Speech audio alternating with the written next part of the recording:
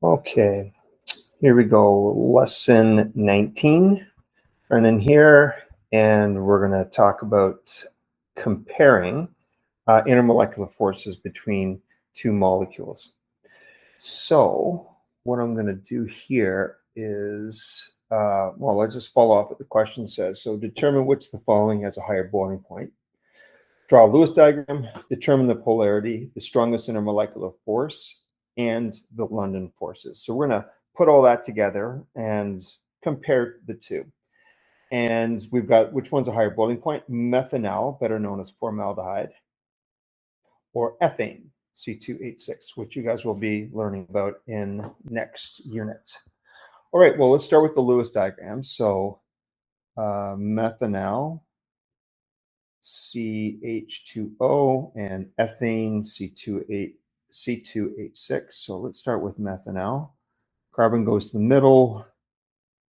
It's got 4 bonds to create its octet, and oxygen's going to have a couple of electrons there to give its octet. And here's ethane. So 1 carbon-carbon bond, single bond, and we've got single bonds to each of the hydrogens. Now, this is in 3D. This is, you can see the first one here is an AX3 molecule. So it's trigonal planar.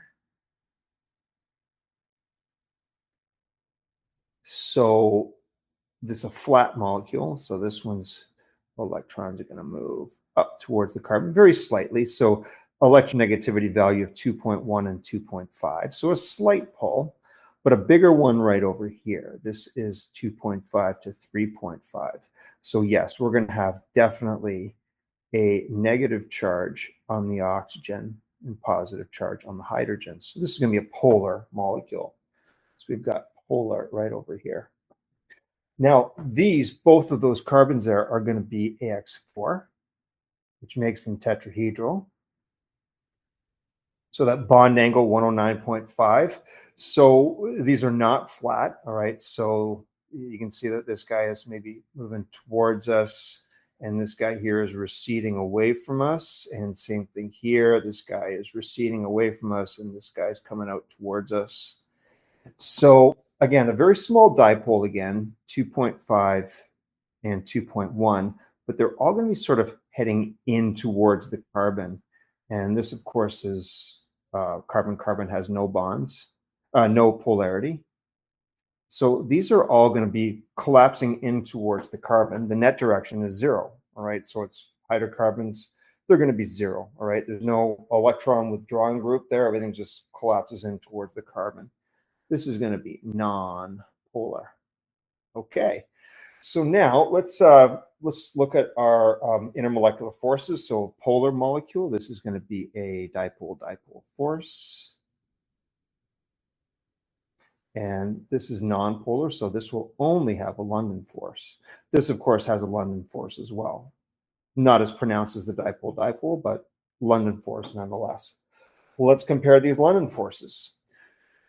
It's got 12 on the 2 carbons plus the 6 around the outside. So this is going to have about 18 electrons.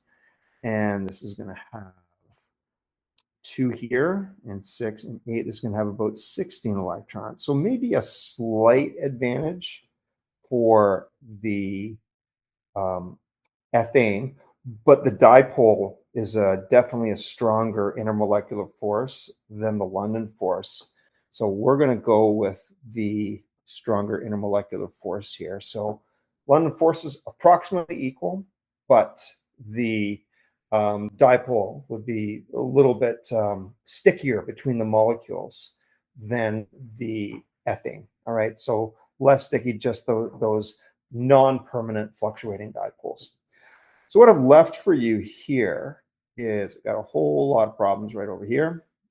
And don't cheat and go ahead, but I do have a sheet with just the answers and a brief explanation.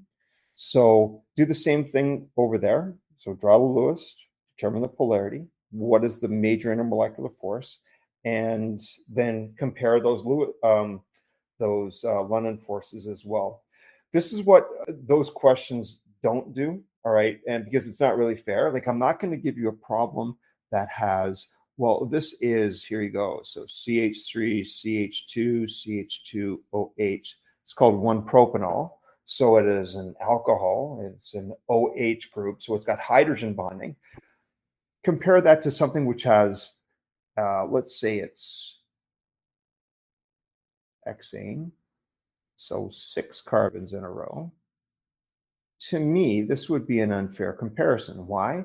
Well, the hexane's got greater London forces, but the smaller 1-propanol has got the higher intermolecular force. So you're sort of with competing, you're with competing forces there. All right, one's higher on one scale, one's higher on the other scale.